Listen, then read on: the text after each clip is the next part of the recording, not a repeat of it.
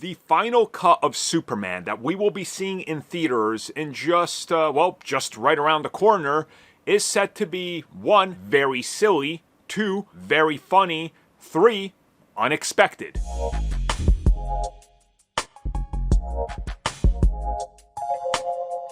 I don't know if you guys are ready for this one, but James Gunn puts a lot of comedy into his films.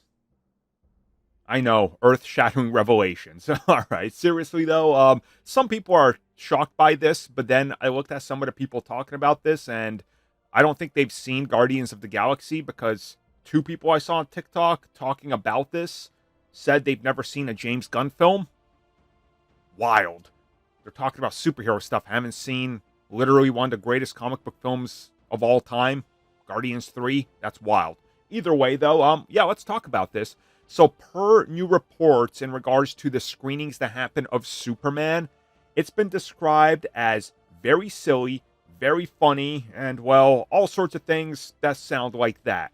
One person described it as Superman 2 on steroids, and another person, again, said the film is very silly. It's big.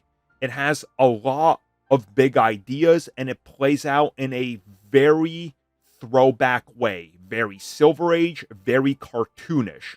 That it felt like a live-action cartoon, and that seems to be taken with a for better or for worse from what I've seen from somebody else. So yeah, there's a lot to this. Here's how I feel about it personally. That's fine.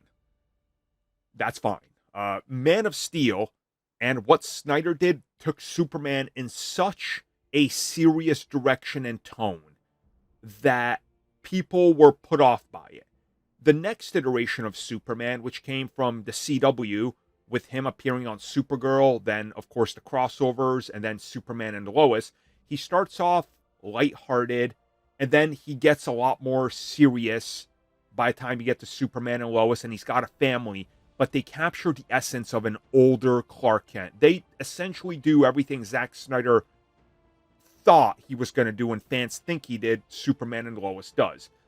So having to go polar opposite of that and go super friendly and bright, it makes sense. This needs to be a film that appeals to everybody.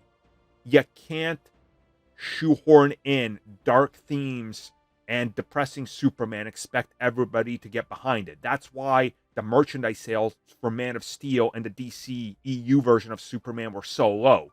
Kids weren't connecting with it. Superman needs to connect for all ages and children. So having a silly film makes sense to me. It's what they needed.